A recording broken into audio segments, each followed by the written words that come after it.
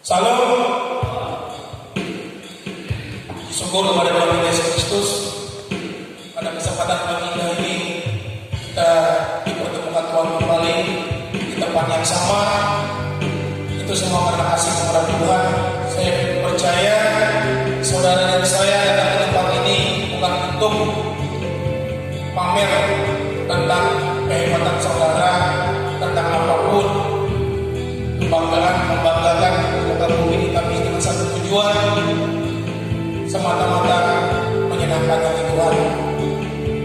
Karena kita di dalam Tuhan semuanya sama, tidak ada perbedaan, tidak ada pangkat, derajat, kasta apapun itu bentuknya. Karena di sini kita dalam satu perahu ini semua kita sama. Apapun pergumulan saudara dan saya sampai hari ini yang belum bisa diselesaikan, datang kepada Tuhan, pasti Tuhan buka jalan. Mari saudara-saudari kasih Tuhan, kita siapkan hati pikiran kita kepada Tuhan.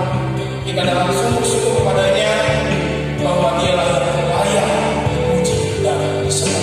Sehingga kita berdiri, kita angkat pujian kita, Allah Roh Kudus.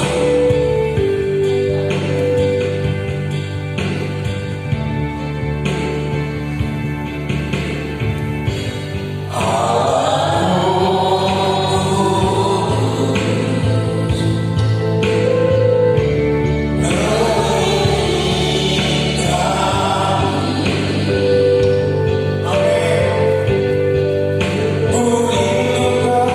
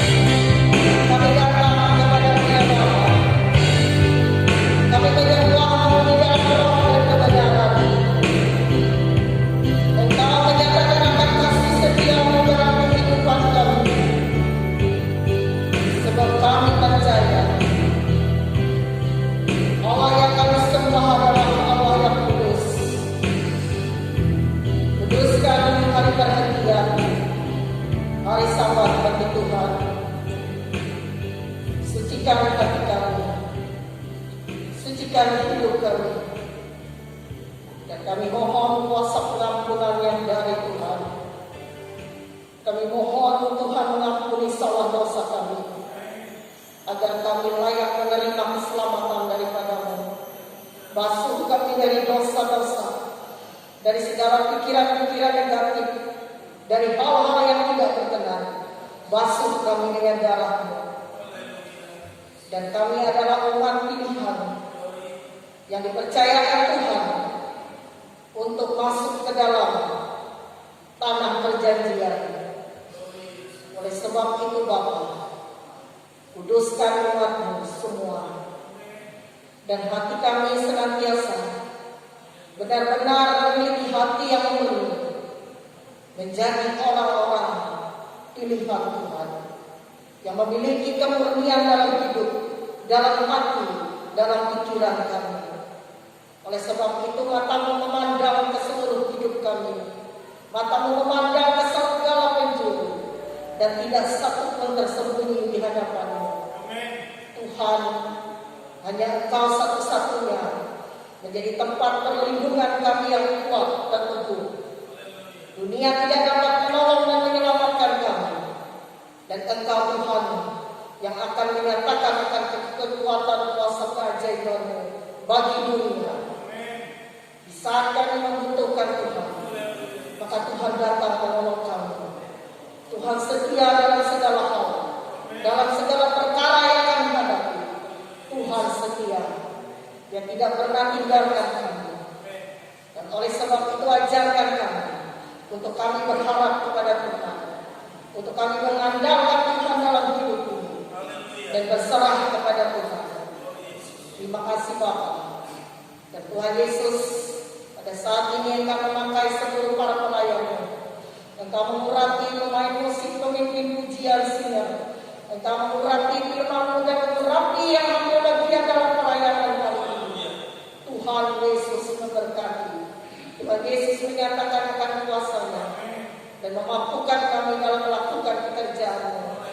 Di saat kami memuji melayani Tuhan, kami menangkini segala kekuatan roh yang bukan datang daripada Tuhan. Saat ini dalam bentuk kuasa roh virus, sakit penyakit, dalam bentuk kuasa setan, dalam bentuk kuasa roh iblis, kami tolak dalam nama Yesus. Darah Yesus berkuasa atas hidup kami umat-Mu ini, dan kami benar-benar menjadi umat-Mu ya Bapa. Israel rohani yang akan memimpin kepada jalan kebenaran dan hidup kekal. Terima kasih Bapa. Dunia ini akan hilang lenyap, tetapi kasih dan firman-Mu tetap tinggal untuk selamanya. Di saat Tuhan memberi kesempatan bagi kami pergunakan untuk memuliakan Tuhan. Terima kasih Bapa. Waktu ini adalah milik-Mu. Oleh sebab itu kami pergunakan waktu-waktu kami untuk kami masuk ke hadirat Tuhan. Mohon jamaah-Mu atas seluruh keluarga yang sakit. Saat ini Tuhan sembuhkan. Dalam kekuatan kuasa nama Yesus, tak ada yang mustahil. Dan kemuliaan Tuhan turun memenuhi hati dan kehidupan kami. Dan urapan Tuhan dinyatakan di tempat ini. Dan hati kami penuh dengan memuliakan Tuhan, penuh dengan ucapan syukur dan terima kasih buat segala kebaikan Tuhan. Inilah hati kami, inilah hidup kami. Kami bawa hidup kami kepada-Mu Bapa. Kami bawa persembahan persekutuan kehidupan. Kami bawa ucapan syukur kami. Kami bawa apa yang kami beri saat ini sebagai tanda ucapan terima kasih. Terima kasih Tuhan. Inilah hidup kami. Dan kami memulai ibadah ini dalam satu nama, yaitu dalam nama Tuhan Yesus Kristus. Haleluya, haleluya. Amin. Amin. Masih kuat berdiri? Saya yakin masih kuat berdiri. Kita akan memuji Tuhan yang lagunya kira-kira. Dia masa penan kakinya, ada rematiknya, syukurnya bisa sembuh. Ketika saudara menyenangkan hati Tuhan. Allah ditinggikan. Allah ditinggikan.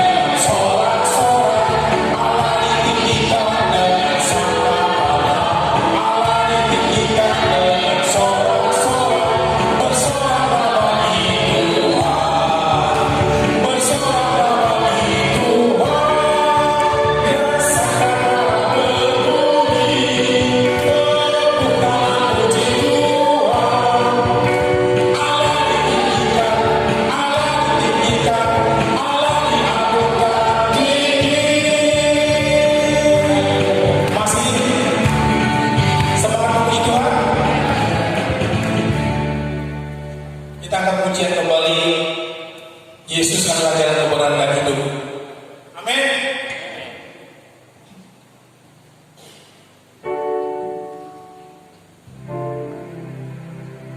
Haleluya.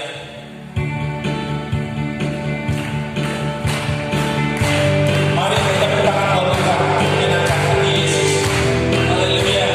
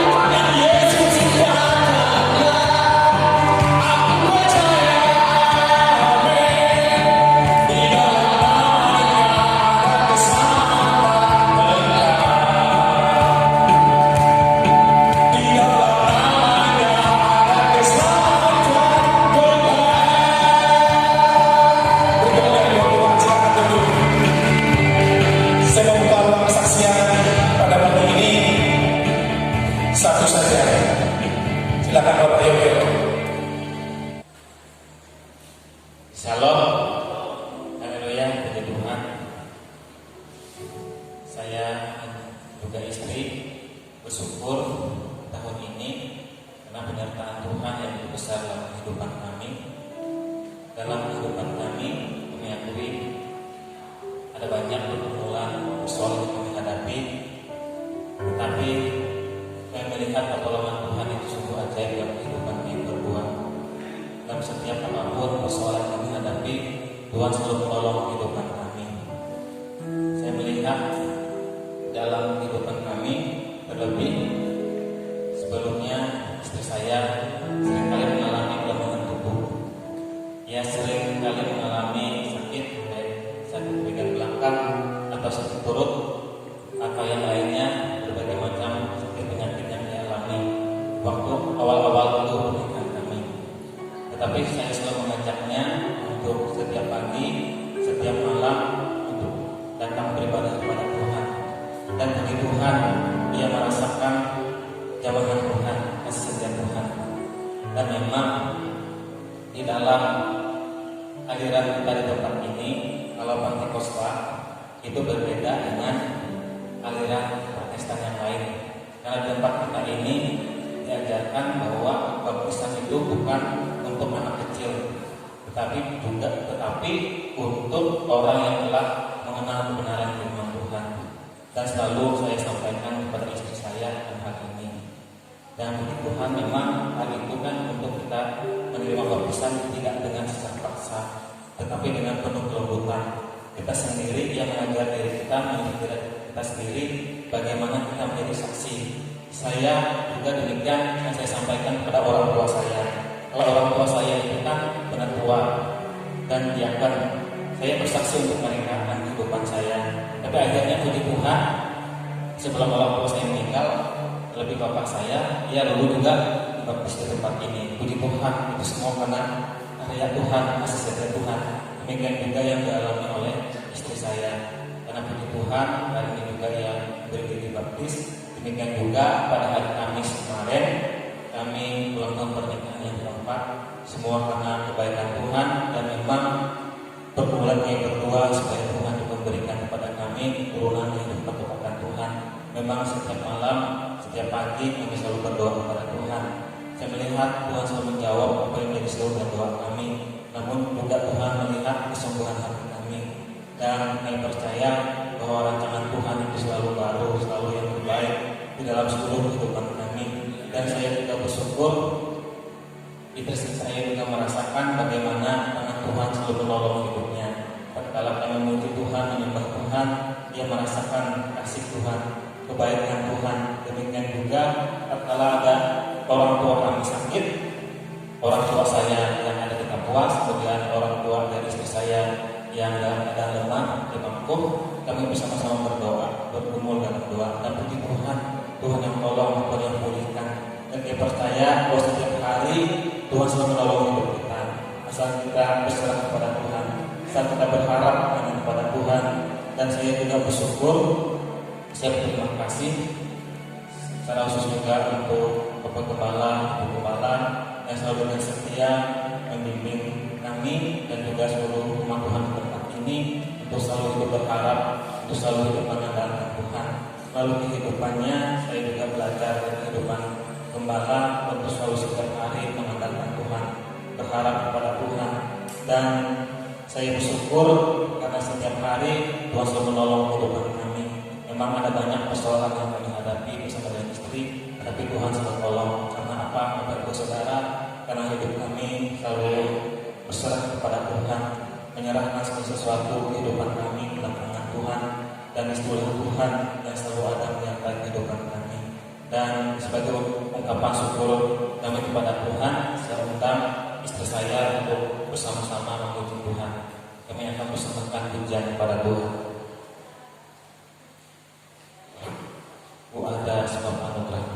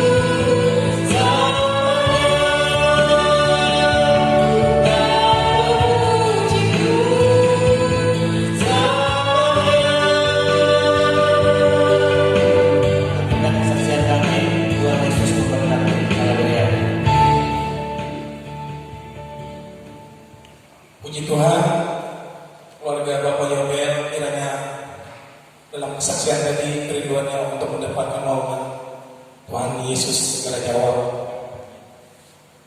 Saya akan nambahkan juga dari kesaksian Bapak Yobel, artinya datang kepada Tuhan memang proses.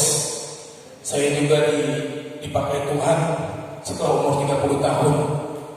Jadi memang tidak semudah membalikan telapak tangan. Ketika kita datang kepada Tuhan, Tuhan melihat isi hati kita, kesungguhan kita. Bukan hanya lewat KTP saya Kristen, tidak. Tapi memang prosesnya itu pahit, seperti pendidikan tentara menurut saya.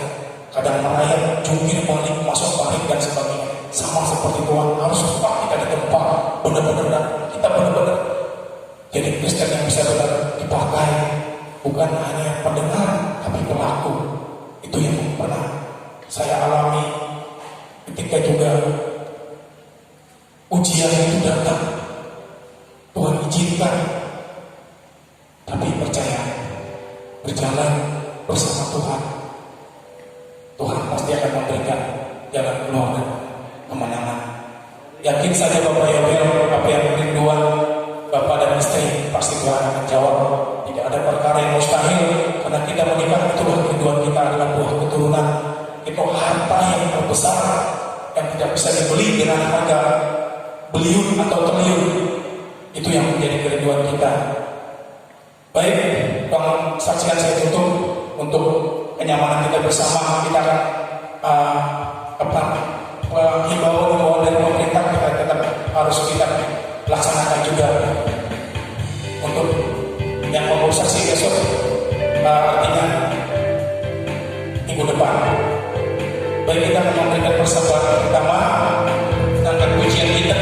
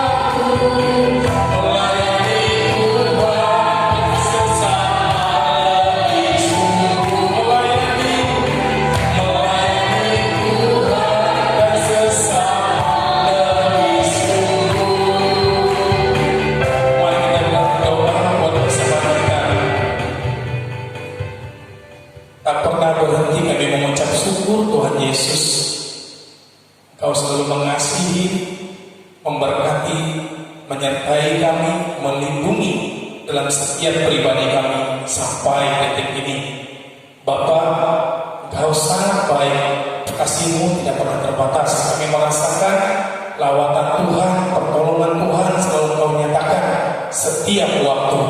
Inilah anak-anak-Mu Tuhan, kami membawa sebagian besar dan kecil persembahan untuk menyenangkan hati-Mu. Berkati usaha atau pencahayaan kami, biar kami juga Tuhan untuk senantiasa datang memuji memuliakan nama Tuhan. Kami percaya hadirat-Mu menyertai kami, melindungi kami, ada di tengah-tengah kami saat ini. Karena kami rindu haus akan Engkau. Makasih Bapa di surga, terimalah persembahan syukur kami ini di dalam nama Tuhan Yesus Kristus, Juru Selamat kami. Haleluya, amin. Kita berdoa, kita siapkan hati, pikiran kita untuk menyenangkan atau membuka hati pikiran kita kepada Tuhan. Biarlah firman ini menjadi kekuatan dalam kehidupan kita. Saya undang untuk berdiri. Haleluya. Glory Yesus.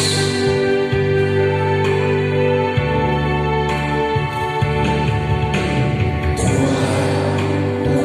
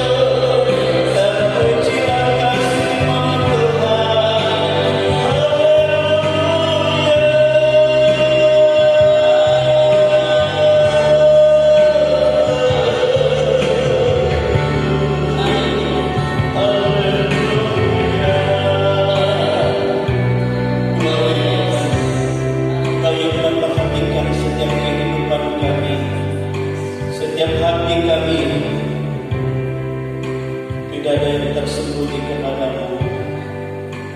Kami rindu menyenangkan Engkau. Kami rindu mempermuliakan Engkau di atas segala hidup kami. Itu sebabnya Tuhan, kami serahkan hati kami pada saat ini. Kau melihat semua, Engkau perbaharui kami, Engkau bentuk hati kami Tuhan. Dan segala sesuatu yang tidak berkenan, baik itu dalam bentuk kriwil, baik itu dalam bentuk kekerasan, baik itu dalam bentuk segala pikiran yang tidak baik, negatif, baik itu dalam ketidakpercayaan, Engkau basuh dan bersihkan semuanya dalam nama Tuhan Yesus, supaya firman-Mu memiliki tempat di dalam hati kami dan boleh bertumbuh dan berbuah-buah, sehingga Yesus dipermuliakan dan kehidupan kami diperbaharui dari hari ke hari sampai Engkau datang dan kami pun bersama-sama dengan Engkau untuk selama-lamanya. Terima kasih Tuhan. Itu sebabnya kami tidak izinkan ada kuasa-kuasa lain, ada roh-roh lain yang mengganggu kami tatkala kami mendengar firman Tuhan. Kami bersatu hati dan kami terkim dan tolak itu semua dalam nama Tuhan Yesus, dalam nama Yesus. Edah di tengah-tengah kami. Allah Roh Kudus yang berkuasa sepenuhnya, Allah Roh Kudus yang mengurapi hamba-Mu, Allah Roh Kudus yang mengurapi guru sekolah minggu, Allah Roh Kudus yang mengurapi dan memberikan hikmat pengertian untuk kami memahami dan menerima firman Tuhan dengan terang, dengan baik dan dengan sukacita. Kami bersyukur Tuhan, apa yang kami persembahkan melalui pujian penyembahan kami, apa yang kami persembahkan dan dengar melalui kesaksian, dan itu menjadi berkat dan menjadi dupa yang berbuah harum di hadapan Tuhan. Dan Engkau selalu senantiasa memperbaharui kami sehingga kami lebih lagi menyenangkan hati Tuhan.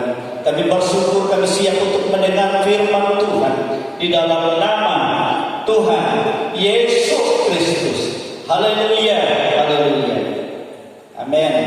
Silakan duduk Bapak Ibu, Saudara dikasih dalam Tuhan. Ucapkan selamat beribadah kepada Tuhan. Kita bersyukur ya kepada Tuhan Yesus yang memberikan waktu kepada kita.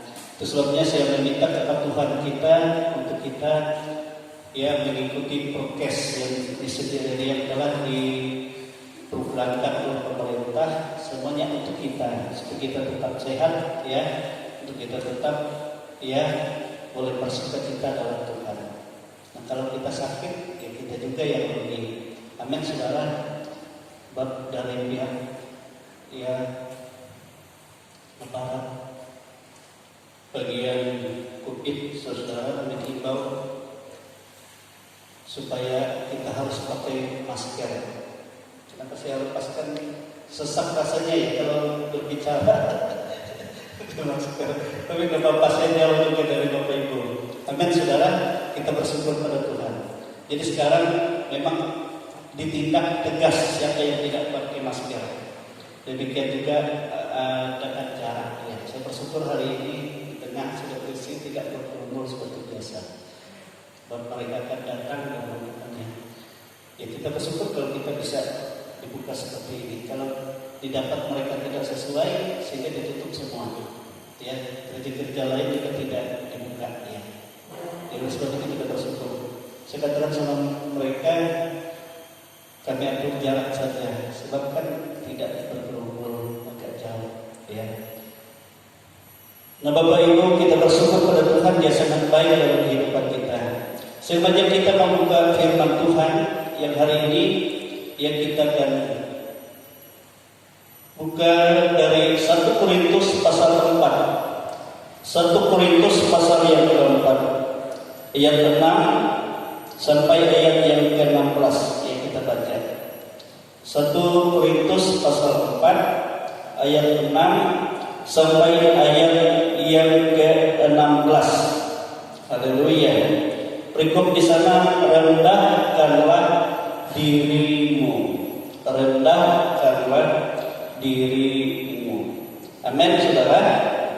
Kita baca ini ya. Pelan-pelan saja kita baca bersama-sama. Yang tidak bawa kitab bisa lihat di depan. Yang ada kitab, dia kitab bersama-sama. Silahkan kita berdiri, ya. Kita berdiri. Kita pelan-pelan saja ini kita baca. Berikutnya, rendahkanlah dirimu. Ayat 6 sampai ayat yang ke-16 saja.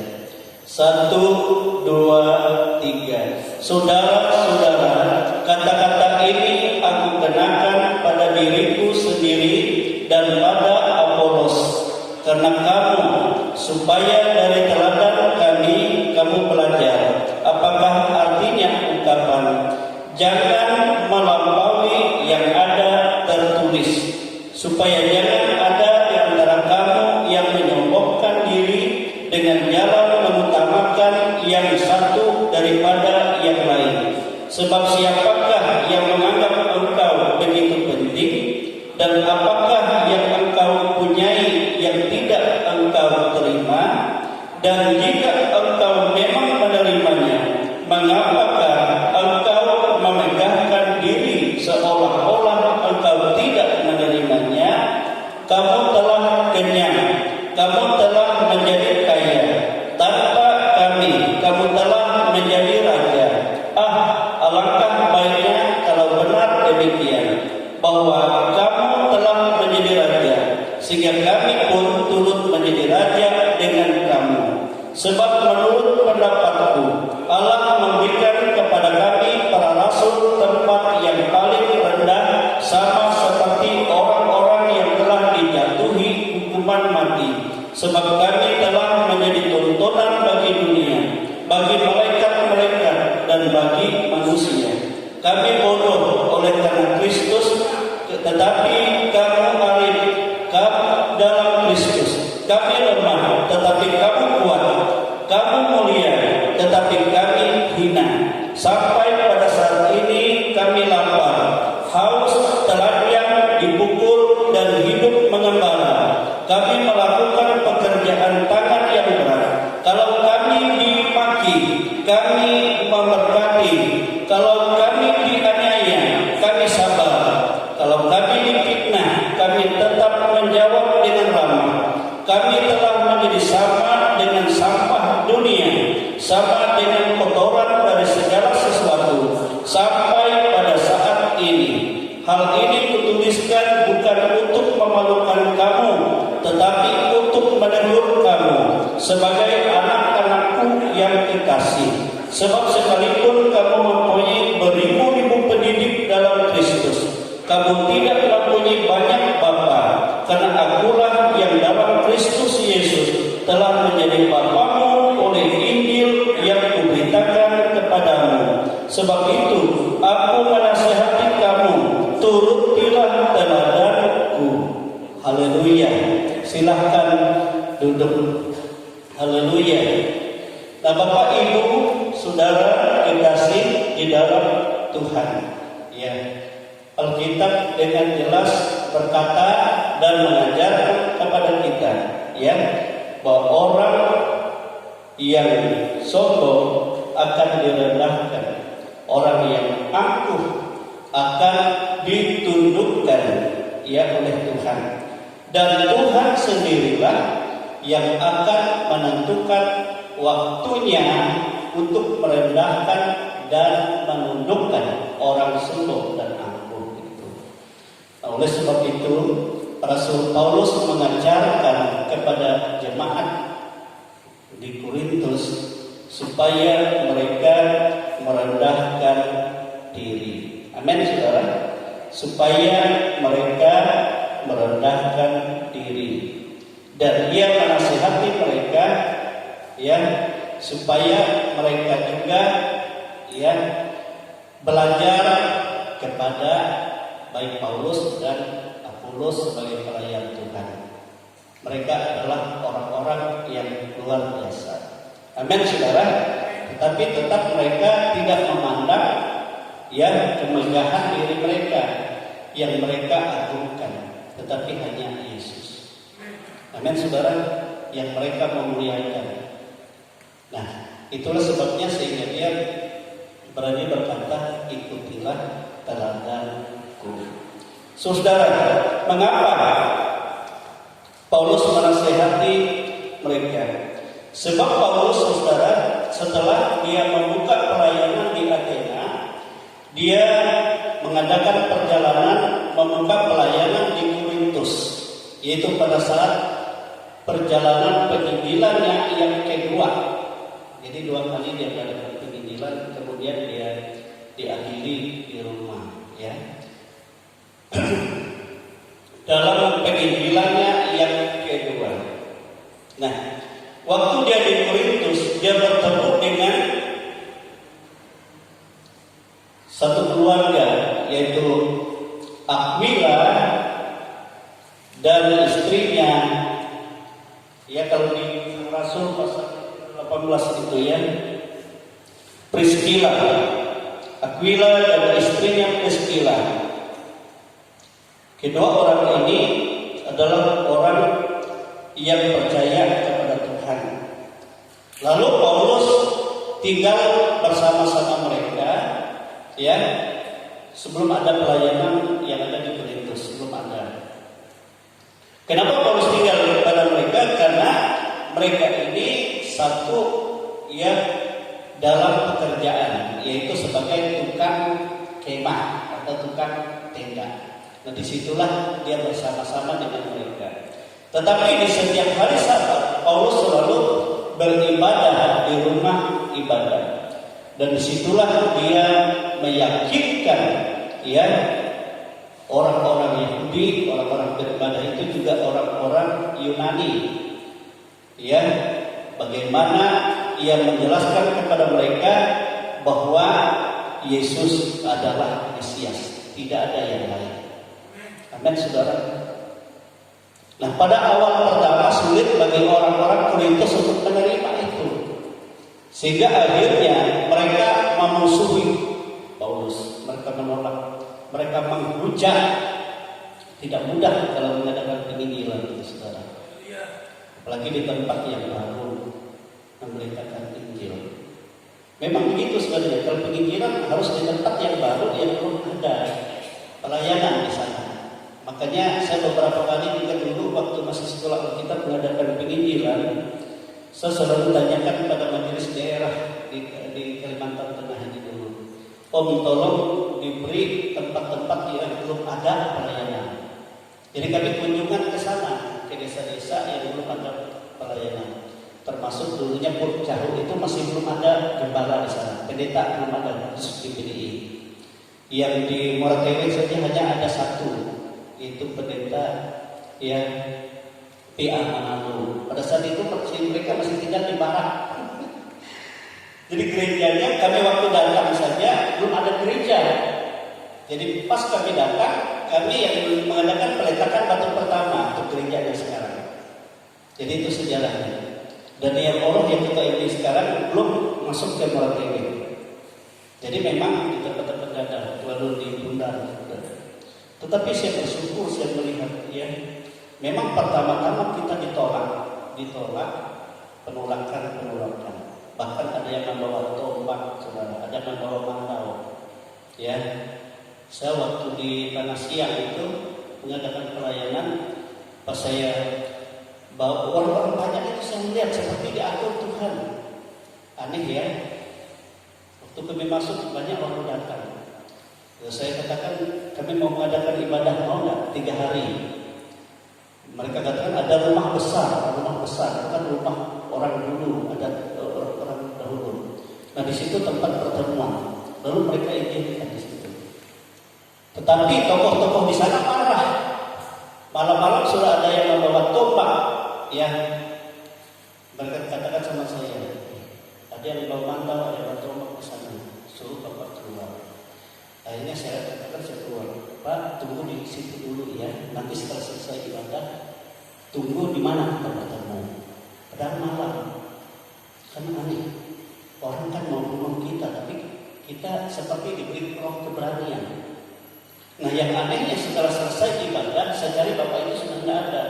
Tapi istri anak-anaknya ada di dalam, ikut ibadah, keluarga besarnya.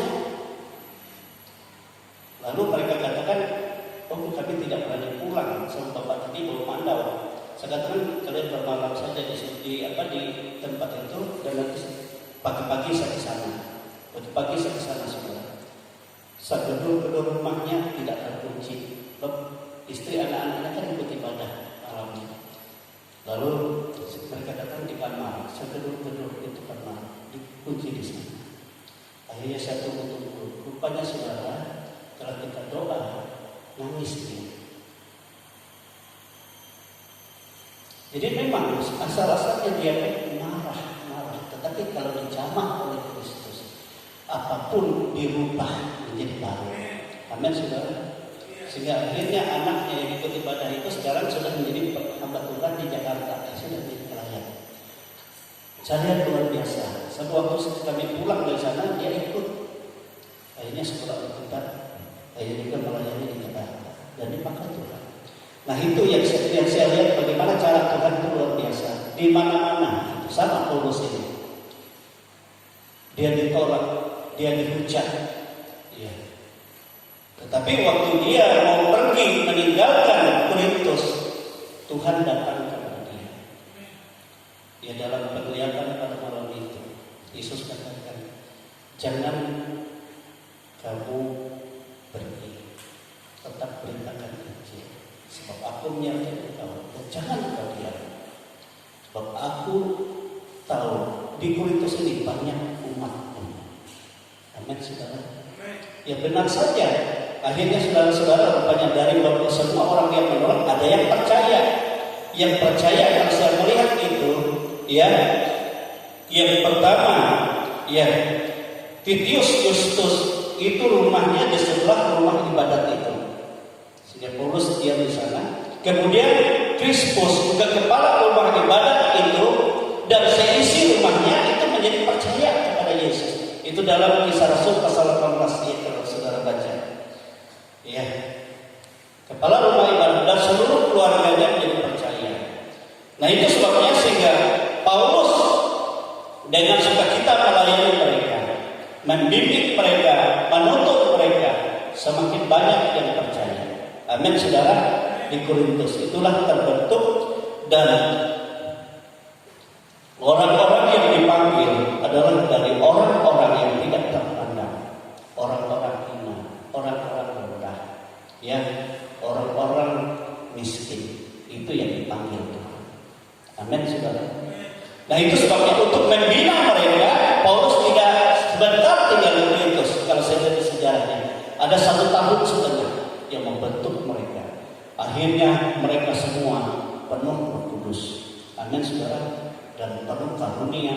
Nah itu sebabnya kalau kita membaca surat Korintus itu karunia Roh Kudus penuh di sana.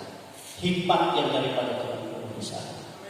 Sehingga akhirnya saudara-saudara, mereka sangat diberkati oleh Tuhan. Dan orang-orang yang memandang rendah dari mereka menghormati umat Tuhan. Mereka kagum, ya, sehingga mereka menjadi orang-orang yang terpandang, orang-orang yang diberkati. Nah, saudara-saudara, yang bahayanya kalau sudah diberkati, timbullah kesombongan.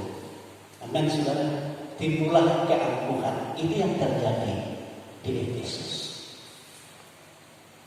Setelah Paulus tinggalkan mereka, Paulus pergi ke daerah lain, mengadakan penginjilan di daerah lain.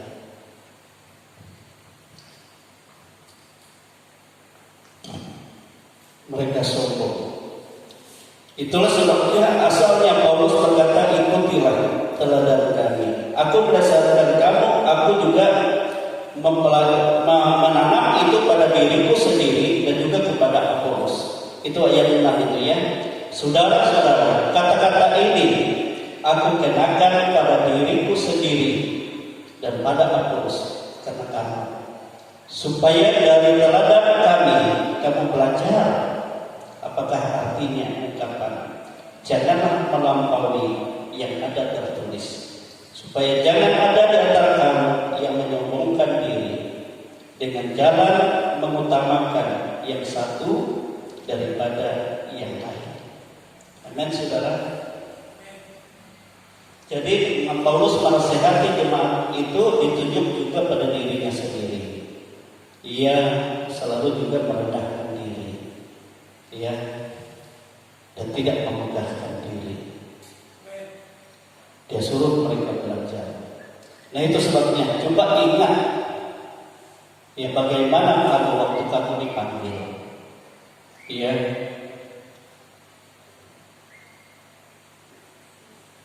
Dia suruh mereka mengingat bagaimana cara keadaan hidup mereka pada waktu dipanggil. Itu dalam surat pasal 1 ya, 1 Korintus pasal 1 ayat yang 26 sampai ayat 29 dikatakan seperti ini.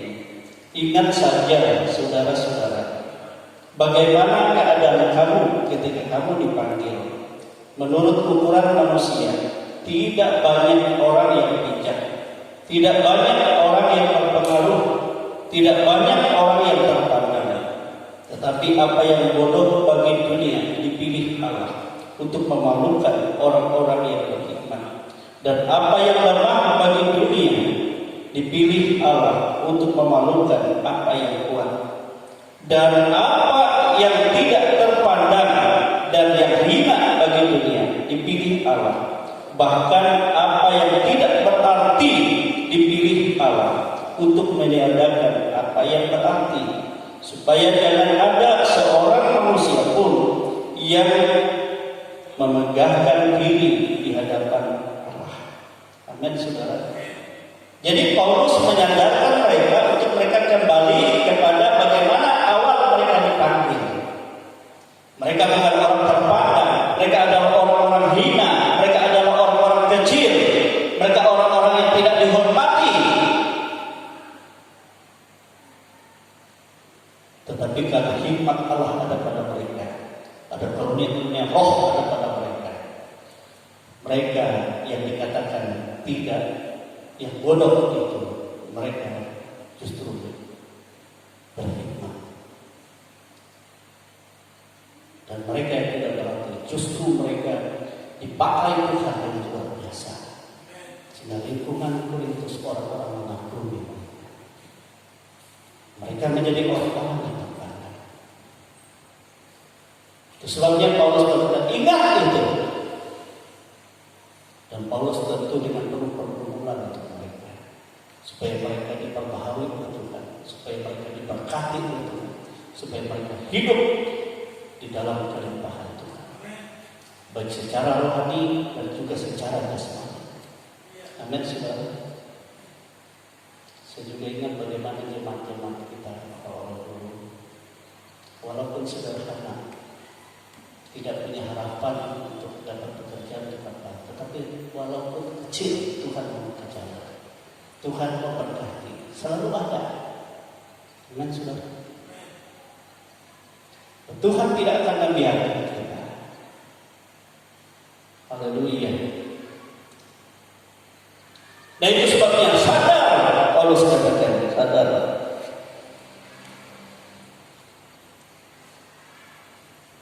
Ya, lihat kepada kami, lihat kepada Apolos. Ya, kami tidak membanggakan diri. Tetapi saudara, karena mereka yang dahulunya mereka banyak menangis di hadapan Tuhan, banyak pergumulan di hadapan Tuhan, setelah mereka diangkat, mereka lupa. Ya,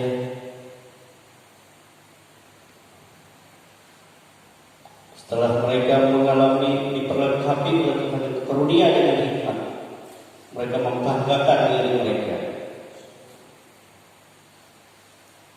Itu sebabnya dalam ayat 7 dan ayat 8 di situ bagaimana Paulus berkata, sebab siapakah yang menganggap engkau begitu penting, dan apakah yang engkau punyai yang tidak engkau terima? Di sini Paulus menyadarkan apa yang kamu punya di sini sebenarnya, apakah yang tidak kau terima dari Tuhan, itu maksudnya. Tapi mereka menganggap itu adalah karena kehebatan mereka. Dengan tanda tanya, yang tidak engkau terima, ya sebuah pertanyaan, dan kau anggap itu dari Tuhan atau dari diri kekuatan hebatmu sendiri? Dan jika engkau memang menerimanya, mengapakah engkau membanggakan diri seolah-olah engkau tidak menerimanya?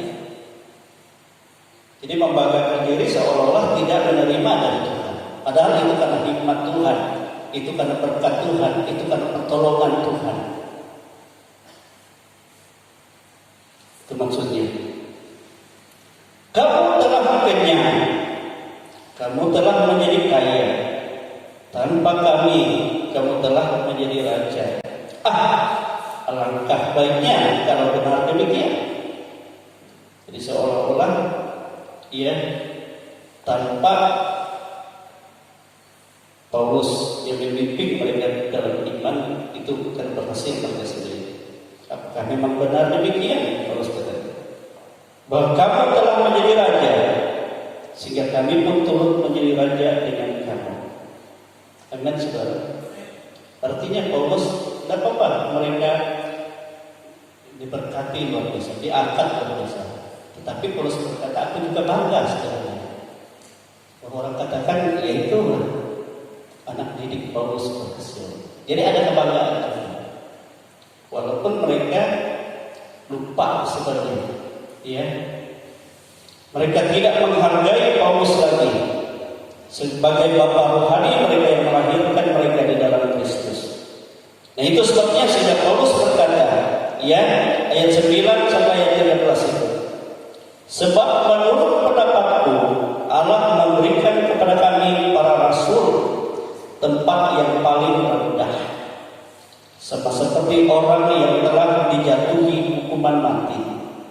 Sebab kami telah menjadi tontonan bagi dunia, bagi malaikat-malaikat, bagi manusia. Apa artinya? Sebagai pelayan Tuhan bukanlah mudah, saudara. Kita menjadi dipandang dan dinilai sedikit pun salah, kita menjadi besar. Baik di pemandangan malaikat-malaikat yang bagi seluruh dunia. Coba saja kalau salah langkah sedikit saja apa Tuhan pasti ribut, ya kan? Begitu maksudnya. Dia menjadi tontonan bahkan bagi semua manusia. Ya, jadi tontonan. Selalu menjadi omongan. Masuk saudara ayat yang ke-10. Kami bodoh oleh karena Kristus. Kenapa? Padahal Paulus kan orang pintar, orang berhikmat seluruh dunia luar biasa. Tetapi dia tidak menganggap itu semua. Itu dianggap sampah, itu semua tidak berharga karena Kristus. Karena dia mengandalkan Kristus. Tetapi kamu ahli dalam Kristus. Supaya apa? Supaya dapat membawa orang kepada Kristus maksudnya. Kami lemah, tetapi kamu kuat. Di dalam kelemahannya untuk memberi kekuatan kepada yang lain. Amin, saudara. Dalam kesederhanaannya untuk dia selalu merendahkan diri, mendoakan, memberkati yang lain. Haleluya.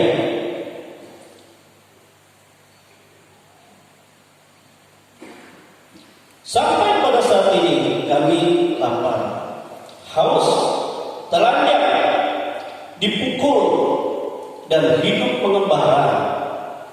Kami melakukan pekerjaan tangan yang berat. Kalau kami dimaki, kami memberkati. Kalau kami dianiaya, kami sabar. Kalau kami difitnah, kami tetap menjawab dengan ramah. Kami telah menjadi sama dengan sampah dunia, sama dengan kotoran dari segala sesuatu sampai pada saat ini. Amin, saudara. Rupanya Paulus mengungkapkan ini, saudara-saudara, telah dia tahu bahwa jemaat-jemaat di Korintus itu diberkati, diangkat oleh Tuhan luar biasa. Tapi karena mereka sombong, mereka tidak memperhatikan pelayanan. Arti maksudnya, Paulus dalam perjalanannya, dalam penginjilannya, walaupun dia mengutus Timotius dan Titus sering tetapi mereka tidak menghargai Paulus yang begitu berlelah dari awal membawa mereka bagaimana hidup mengandalkan Tuhan telah mereka diberkati. Nah itu Paulus mengungkapkan. Jadi di mana-mana, ya, dia dalam keadaan tidak memiliki apa-apa, tetapi dia tetap bergerak. Dia memang prinsipnya tidak membebankan orang lain. Kalau pelayan Tuhan, saudara, dia selalu tidak membebankan orang lain. Amin. Artinya dia tidak yang harus beginilah, harus begitu. Tetapi dia pun harus menyadarkan orang-orang yang hidup di dalam Kristus, memperhatikan juga pekerjaan-pekerjaan Tuhan yang dipercayakan. Amin, saudara. Berarti maksudnya itu dia mengingatkan supaya kalau mereka sombong, nantinya mereka akan direndahkan dan akan dicampakkan oleh Tuhan pada waktunya. Itu yang mengerikan. Itu yang dihindarkan oleh Paulus supaya jangan terjadi pada umat di Korintus. Coba kita akan baca yang Yesaya, kitab Yesaya. Coba Yesaya pasal yang kedua, ya. Bagaimana firman Tuhan katakan, dia akan merendahkan ya orang-orang sombong, orang-orang angkuh, ya, akan direndahkan, dicampakkan Tuhan. Yesaya pasal 2. Yesaya pasal 2 ayat yang ke-11 dan ayat yang ke-12. Yesaya pasal 2. Haleluya. Coba siapa temukan, tolong dibaca. Yesaya pasal 2 ayat yang ke-11 dan ayat yang ke-12.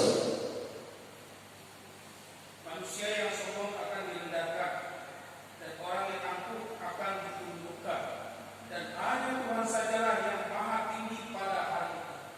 Sebab Tuhan semesta alam menetapkan suatu hari untuk menghukum semua yang congkak dan angkuh, serta menghukum semua yang meninggikan diri, supaya direndahkan. Amin, saudara.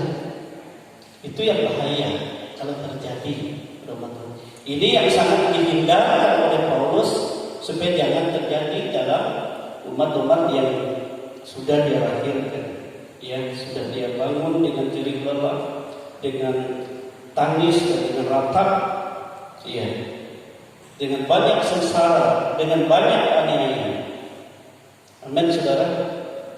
Dan itulah yang Paulus usahakan bagi jemaat. Amin. Yang juga yang harus disampaikan kepada kita semua, ya, baik bagi kami sebagai gembala-gembala juga. Ya, jangan mereka melupakan, ya, bagaimana pekerjaan Tuhan harus diperhatikan. Sebab begini, saudara, ya, saya perhatikan begini. Setiap kali kalau kita mengadakan perjalanan, kalau kita mengadakan pertemuan, baik di mana saja, pasti orang-orang berkata kepada kita, "Oh, tenang saja, kalau Om Daron kan melayani di kabupaten, jemaatnya banyak yang menumpang, jadi kemana saja tidak jadi masalah. Apa saja yang menjadi pelayanan atau yang menjadi apa saudara-saudara yang di program itu pasti terlaksana, sebab ada yang menumpang." Tapi bagaimana itu bisa terjadi kalau jemaat tidak mengerti untuk itu? Nanti maksudnya. Sementara Paulus berkata, "Aku bepergian dalam keadaan miskin, dalam keadaan telanjang, dalam keadaan hina, dalam keadaan sengsara." Sedangkan jemaat dengan angkuhnya mereka, dengan sukacita mereka sudah ditinggikan, diangkat oleh Tuhan. Nah, ini maksudnya yang diungkapkan oleh Rasul Paulus kepada jemaat Korintus.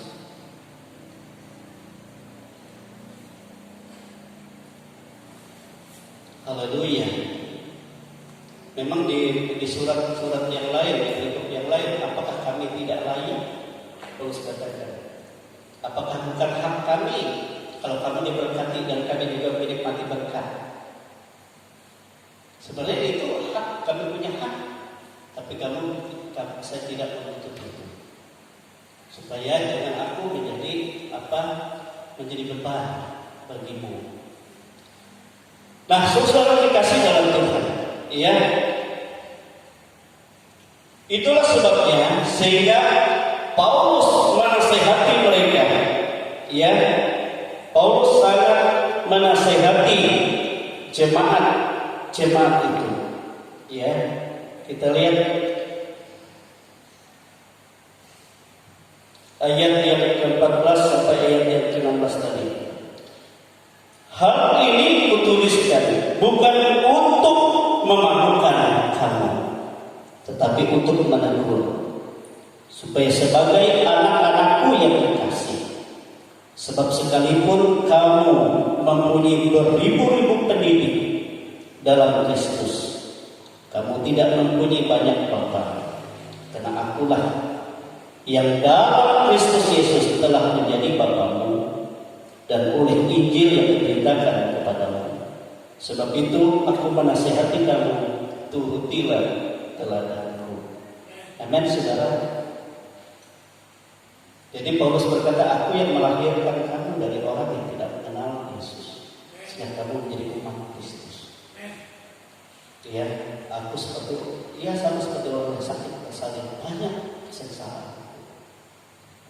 Walaupun setelah itu ada banyak beribu-ribu pengajar kepada pendidik, orang-orang pintar, orang-orang hebat, tapi jangan kamu lupa, hanya satu Bapa, itu aku yang melahirkan kamu. Amin, saudara. Nanti maksudnya banyak orang lupa, ya, orang yang melahirkan dia di dalam Kristus. Itu bahaya. Bahkan diutus setelah Paulus di situ kan diutusnya Titus, lalu Timotius, dan setelah itu yang lain yang pada itu banyak juga yang orang-orang pintar yang hebat berbicara, membanggakan. Memang sering saya melihat, saya mendengar, saudara. Kadang-kadang kita yang dari awal membuka pelayanan lalu kita percaya ke orang lain, sering yang membuka itu dilupakan. Saya juga sering banyak mendengar kesaksian. Dari awal kami berdoa di sini. Tapi dia tidak tahu ya awalnya siapa sebenarnya. Buah-buah dari apa? Nah, itu sebabnya seringkali saya berkata pada teman-teman, ada beberapa tim yang seringkali datang ke sini dari Jawa. Ada 5 orang, ada 6 orang. Kami mau mengadakan penginjilan di sini. Katakan di penginjilan itu kalian bukan di tempat yang sudah ada pelayanan seperti ini. Kalau di pelayanan yang sudah ada itu penyegaran, bukan penginjilan. Penyegaran rohani kan maksudnya supaya segar, supaya yang baru diterima kan dari berkat dari tempat lain. Nanti maksudnya. Jadi bukan penginjilan. Kalau kalian penginjilan, mau enggak kalian? Kita utus ke tempat-tempat yang belum. Enggak mau. Enggak benar namanya. Maksud kami kalau kami di sini, tolong kumpulkan dari kepala-kepala jemaat semua kumpul ke sini, kami tinggal di KR gitu. Wah, enak sekali. Nah itu saya tidak pendapat. Kecuali kalau kita memang diutus untuk penyegaran di lapangan-lapangan, tetapi dengan karunia luar biasa. Ya seperti Rehat Bungke. Ya jadi orang-orang yang lemah, orang-orang sakit dikumpulkan. Itu kan KKR namanya. Ya untuk kebangunan. Itu bagus. Jadi bukan penginjilan. Kalau penginjilan itu di tempat-tempat yang baru. Amin, saudara.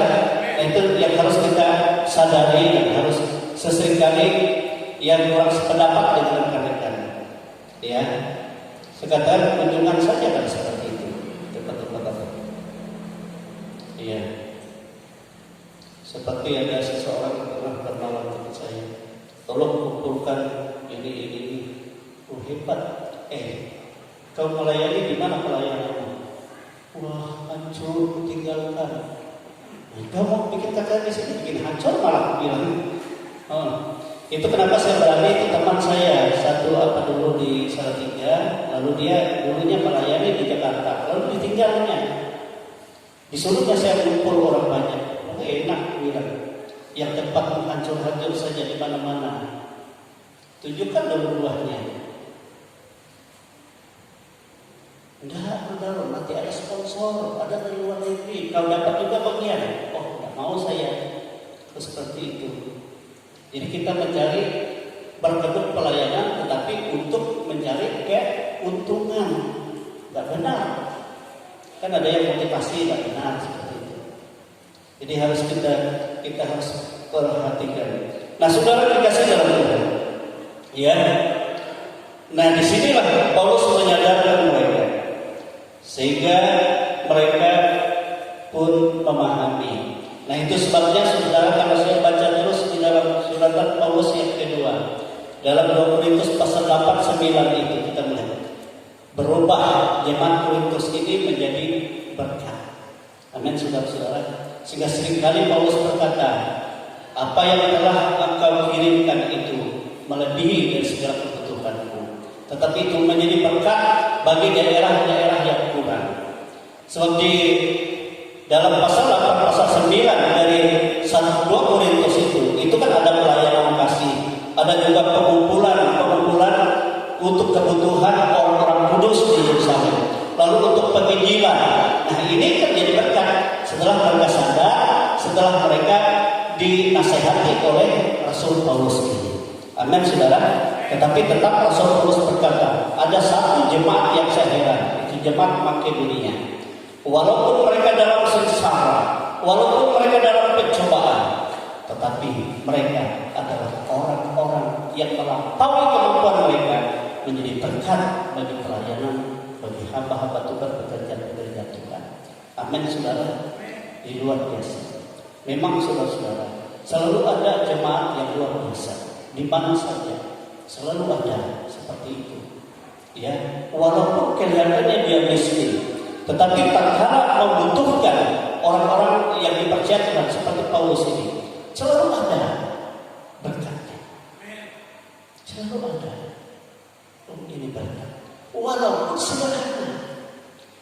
Disinilah Paulus memuji Tuhan. Ada orang yang luar biasa, melampaui dan segala. Kalau dilihat secara kasat mata, dia orang yang tidak yang miskin sebenarnya secara jasmani, tetapi selalu menjadi berkat. Itu luar biasa. Amin, saudara-saudara. Sebab dia memuliakan Tuhan, dia mengagungkan Tuhan. Amin.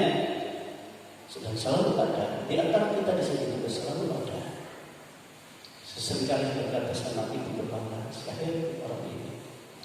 Tapi saya berdoa, saya kunjungi, saya datangi, tidak pernah dia biarkan kita dengan hampa. Selalu, kadang-kadang saya nangis kepada Tuhan. Saya percaya Tuhan, Engkau melakukan yang lebih. Walaupun mungkin dia lihat pada saat itu, tetapi saya percaya ada perubahan di dalam kehidupan, di dalam keturunan. Amin, saudara. Berkat Tuhan bukan untuk sekejap yang kita lihat, tetapi untuk kekal selama-lamanya. Itu berkat Tuhan. Amin, saudara. Kehidupan di dalam Yesus. Yang sangat aneh kalau ada jemaat yang heran. Kita kunjung pada maksudnya kita berdoa. Aduh, maaf ya, tidak bisa kami sediakan teh, tidak ada. Semua enggak, kami tidak ada. Kita bukan mencari apa-apa, yang penting kita berdoa. Amin, saudara. Makanya kata orang, menurut perkataanmu itu terjadi ngeri kan? Tetapi apa adanya, kita bersyukur kepada Tuhan. Amin. Ini yang dikehendaki oleh Tuhan. Dan ini yang dinasihati oleh Rasul Paulus di dalam setiap kehidupan jemaat. Supaya jangan kita membanggakan diri. Aku memiliki ini, seolah-olah aku terima. Bukan dari Tuhan, tapi dari kekuatan. Tetapi dia tidak tahu kalau itu sebenarnya berkat Tuhan. Kalau kita memandang itu berkat Tuhan, kita mau memuliakan Tuhan. Tuhan, aku percaya Engkau mempercayakan lebih. Ya, pakai Tuhan. Supaya aku tidak berkat. Menyatakan kamu yang pekerjaan yang besar, sehingga aku melihat betapa indahnya kasih. Berkat Tuhan bukan untuk hal yang sementara yang karena, tetapi bersifat kekal. Amin.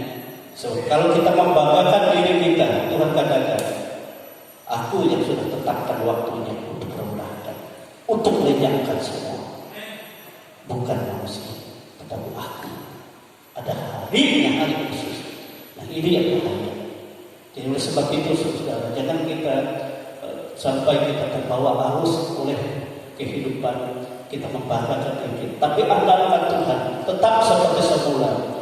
Tangisi dirimu setiap hari, biarlah Tuhan dipermuliakan. Dalam segala hal kita serahkan sama Tuhan. Amin saudara. Sudah kita berdiri, kita bersyukur Tuhan yang sangat baik dan Tuhan memberkati jemaat. Walaupun banyak kesukaran, banyak kesulitan, banyak persoalan hidup, tetapi pemeliharaan perlindungan itu dari Tuhan dan berkat Tuhan dan kuasa selalu terjadi. Walaupun hebat bagaimana mereka berbicara, harus katakan sebab kerajaan surga bukan dari perkataan tetapi dari kuasa. Sebab nanti akan mendatang akan menunjukkan bagaimana pekerjaan Tuhan yang sesungguhnya. Dia akan menyatakan kuasa yang besar di tengah-tengah kehidupan kita. Amin. Kita hidup punya oleh kasih Tuhan. Haleluya. Glory Tuhan. Hanya oleh kasih Tuhan, kasih setia Tuhan yang luar biasa di dalam kehidupan kita, yang memberkati Bapak Ibu dan saudara semua. Haleluya. Glory Yesus. Kasih setiamu yang luar biasa, lebih tinggi dan langit biru, kebaikanmu yang tak tahu lebih dalam dari